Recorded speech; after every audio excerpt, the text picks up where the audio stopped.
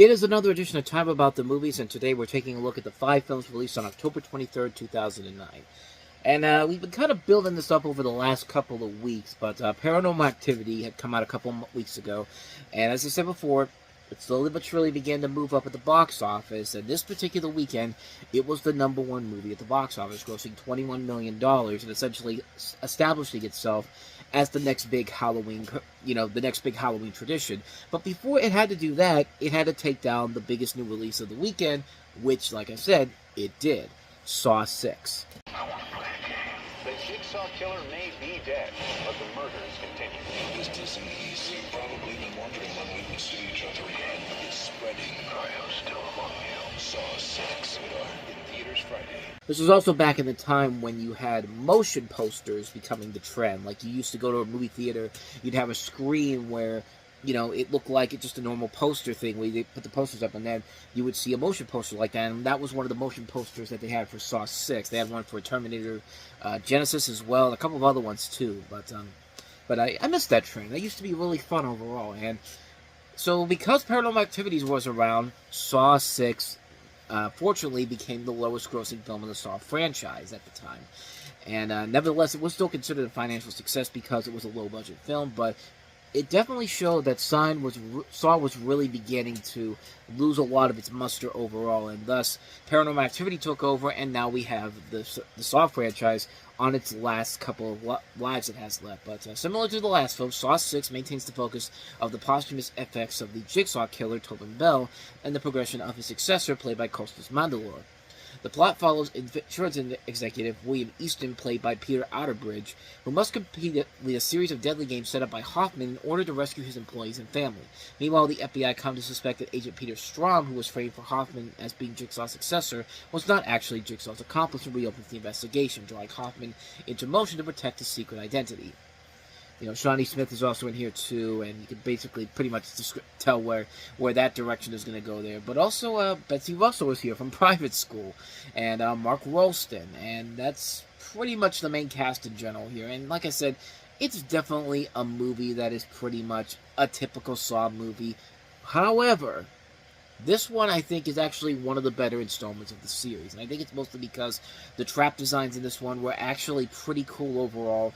And, it did do things that were completely different from the other Saw movies. And if you watch it nowadays, it is kind of a film that's ahead of its time. I mean, most contemporary reviews, when you look at this, they cite elements of social commentary, highlighting the topicality of Jigsaw victims, Eddie and Simone, who are played by Marty Mordour and Tendera Howard, who are two predatory mortgage brokers in light of at the time, the subprime mortgage crisis, which was ongoing at the time's release. And also they said that Jigsaw's testing of William, the Peter Outerbridge character, and his associates as a consequence for their unethical behavior as health insurance providers, they bring that up now.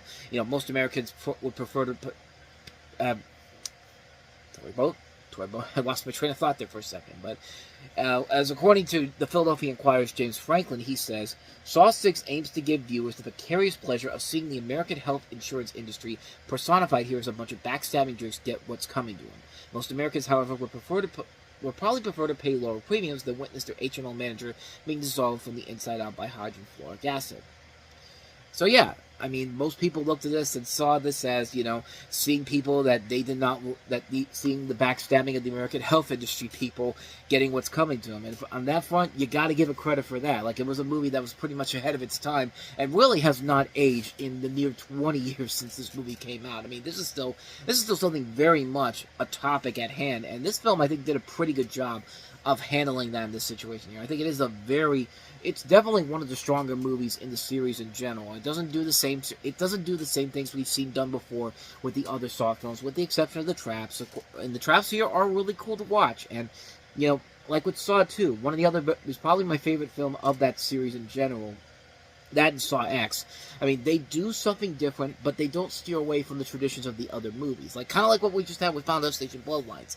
It's not the same movie over and over again. They're adding a new element to it, but you are still getting a lot of the stuff that makes these movies so special. And in Saw 6, that's definitely what they're doing here. I think it is a really good film, a well-made film. You know, it's definitely one of the stronger entries in the series, and yet it was the one that nobody went to go see because it was not a big hit. It was losing out to Paranormal Activity, but it still made money, which means that we were going to get another Saw movie the following year.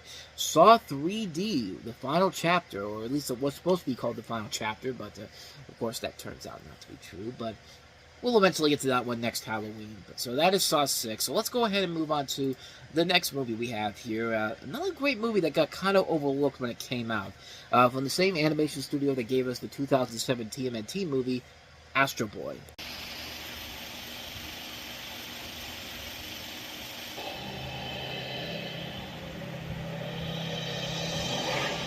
In this secret lab, the world's top scientist is building his most incredible creation.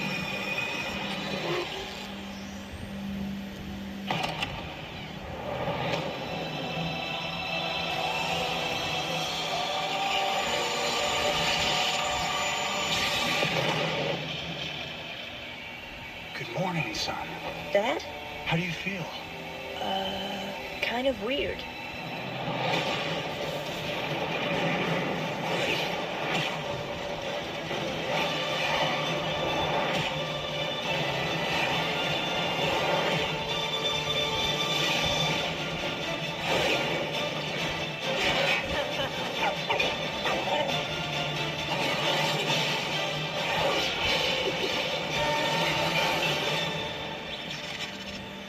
Ha, cool.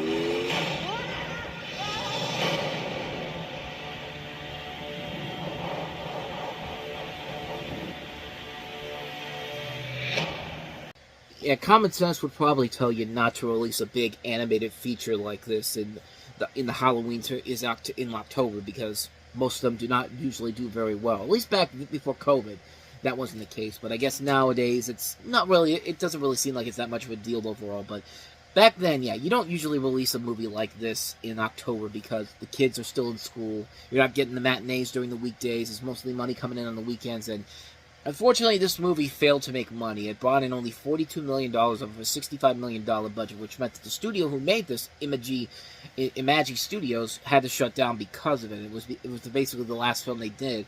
And I say sadly because this is a really good movie. This is, of course, based off of the popular manga series, the iconic character from Japan, where you have Dr. Tenma, played by Nicolas Cage, who creates Astro Boy, played by Freddie Highmore, a teenage robot implemented with the memories of his son after he's killed in an accident. The pair-faced Stone, played by Donald Sutherland, the president of Metro City, who is running for re-election for their betrayal. You also have a cast that includes, Bill Nighy, Matt Lucas, Eugene Levy, Samuel L. Jackson, Charlize Theron, and Nathan Lane. And this is directed by David Bowers, who also did Flushed Away. And it is a really good movie. I mean, it is definitely a film that, unlike the TMNT movie that the studio made, it doesn't feel like a film that is supposed to be made for the fan base, but they tell you in the beginning, here's all these things that you need to know about the fan base in general. Just like, it doesn't do that here. It's a very simple, straightforward storyline. It's one that you can easily relate to, and it's very much basically the Japanese robotic equivalent of Pinocchio in a way. And it really is the best thing the studio ever did, which is a shame that they're out of business because, yeah, this is some really good stuff overall, and it's just, it's just looking like it's really hard to take something from another country and basically make it into its own thing. I mean, we saw that earlier in the year, especially with stuff from Japan. Like, we saw that earlier in the year with Dragon Ball Evolution, and it took a while for them to bring Pokemon to the States and make it successful in film form. Of course, it was successful with the anime, as with Digimon. Like, I guess that's still why Doraemon has never caught on here, which is a shame, because that character is such fun, and the fact that he's well-known all over the world, except for here in the States, where it's really hard for a studio to come around and make him a successful character.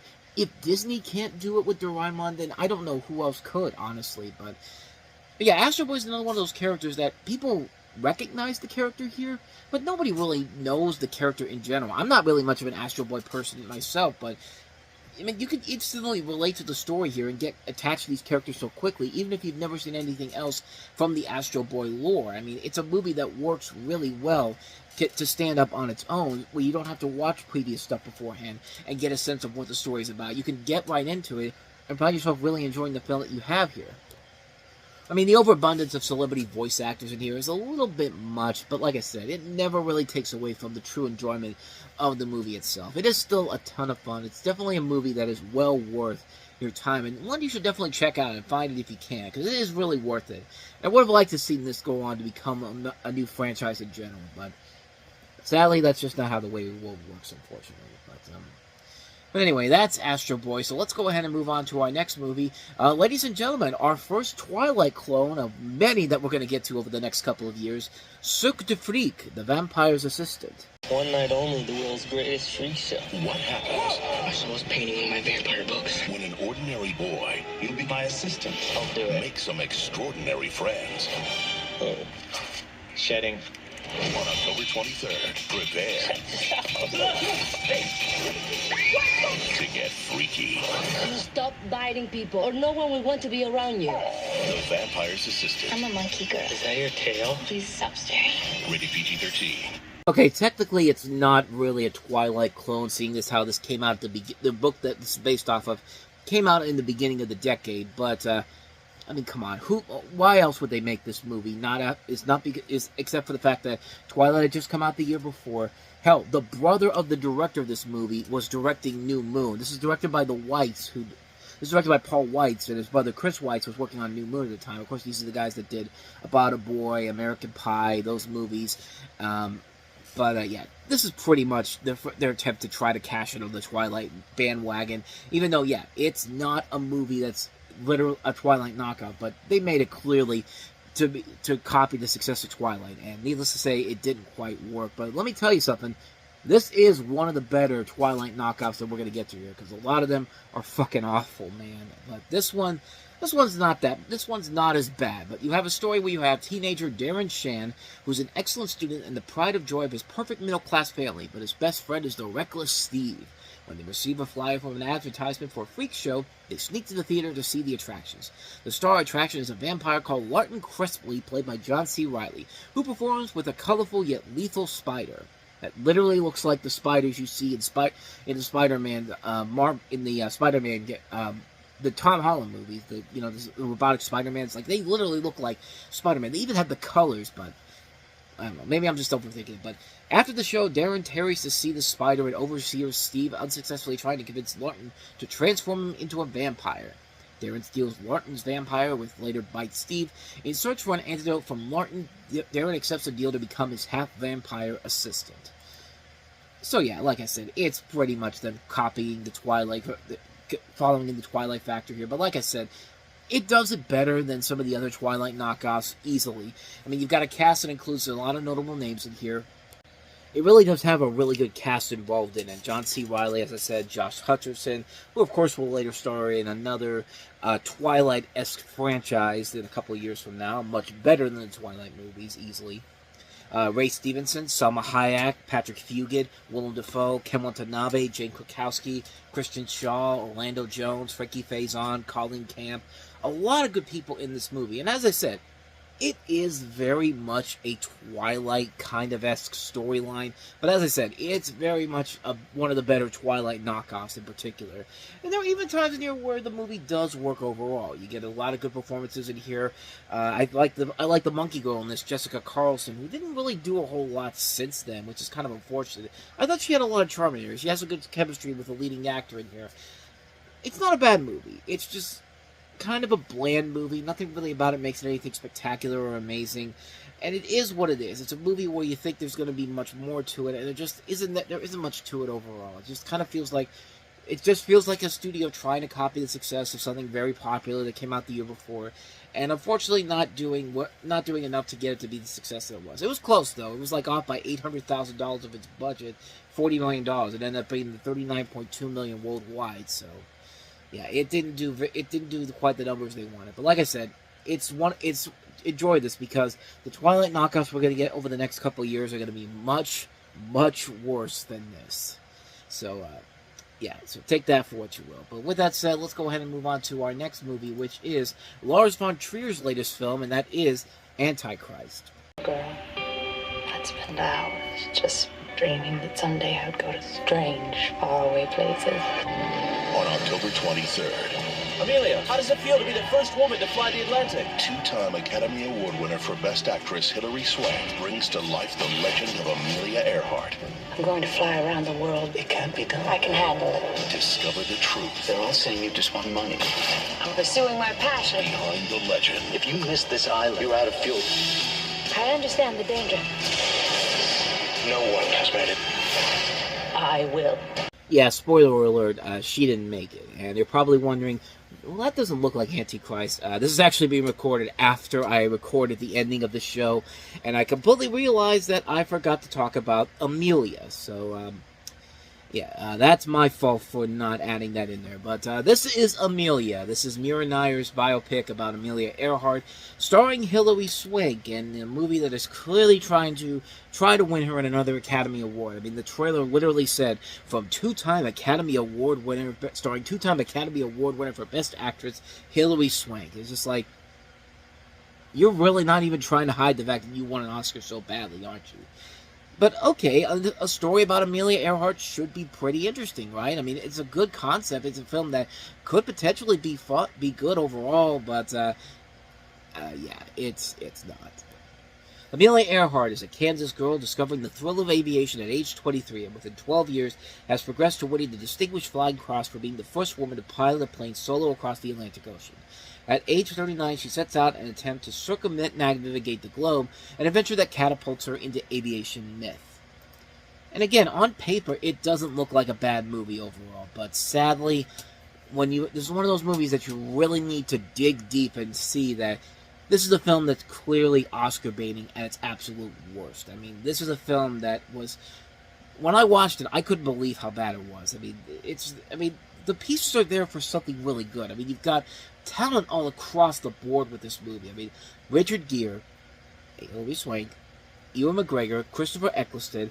The script was co-written by Ronald Bass, who won an Oscar for writing the script for Rain Man. Mira Nair is a director who very rarely misses. I don't think she's ever missed up until this point, but lo and behold, here it is. The worst thing she's ever done as a director, and it really shows. I mean, this was this was rough. This was a rough one to sit through. I mean, I couldn't believe how manipulative it was, how much they were trying to just throw an Oscar, try to beg the Academy Award to give them Oscars for this, and it just didn't work. It's the interesting thing about these Oscar bait movies, honestly, is that there are certain movies that you can easily look at and see, yeah, you're really trying too hard. You're focusing more on focusing on your acceptance speech, writing an acceptance speech for your Oscar that you think you're going to get, instead of actually making a movie and trying to tell a goddamn story. I mean, that's literally what you can tell with an Oscar bait movie. Like, you can tell when an Oscar bait movie is clearly focusing not on the film itself, but what they think is going to lead to an Academy. I hit my screen and the light went on. I mean, that's the one thing I don't like about having a computer monitor that you can actually touch and move up here, because you hit something and then it does something that you're not expecting to happen. But anyway, what I'm trying to say is that, bottom line, this movie is more focused on what they're going to say on Oscar night, instead of actually making a compelling movie that gets people that want to see a story that should be told. The story of Amelia Earhart is a very interesting story, and one that should be told the right way. This film does not do that. This film does not do that at all.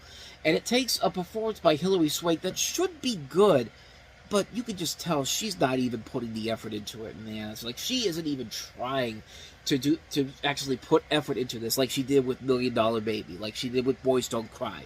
It's not in here with this movie at all, and it just really feels like everything in this movie is trying so hard to grab an Oscar that night in March, but it never did. It was trashed by critics. It was a huge flop at the box office, and yeah, it really is the perfect definition of a bad Oscar bait movie that everyone knew was a bad Oscar bait movie, and they didn't even bother to give it the attention that they think that the movie thought it deserved. So yeah, it's not a good movie, bad film, Amelia. So now let's go ahead and get to our next movie, Lars von Trier's Antichrist.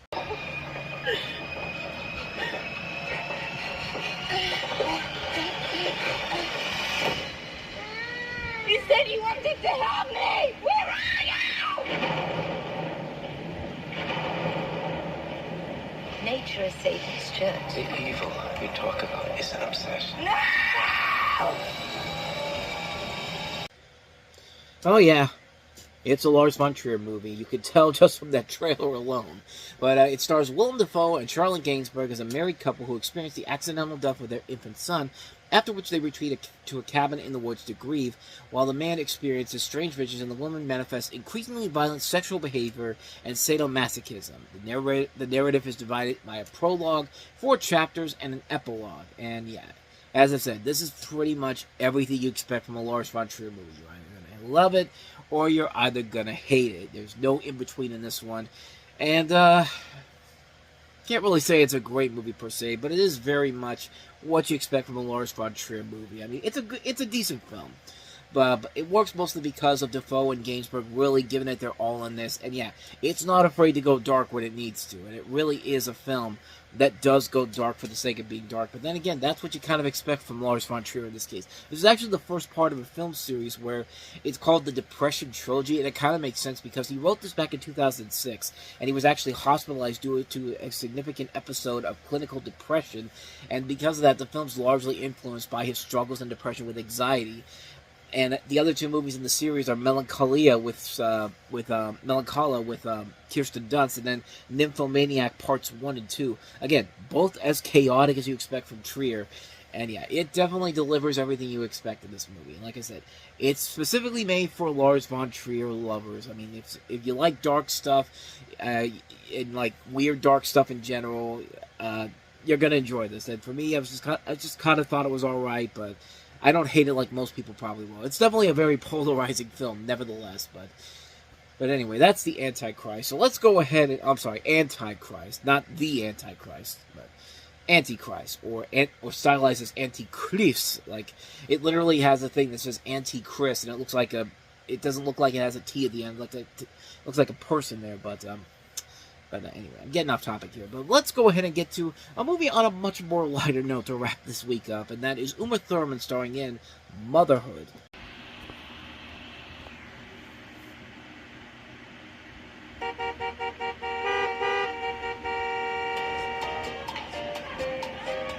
Hey, your son nearly crushed my kid. He's a whole lot bigger. Are you saying my son's overweight? It's glandular.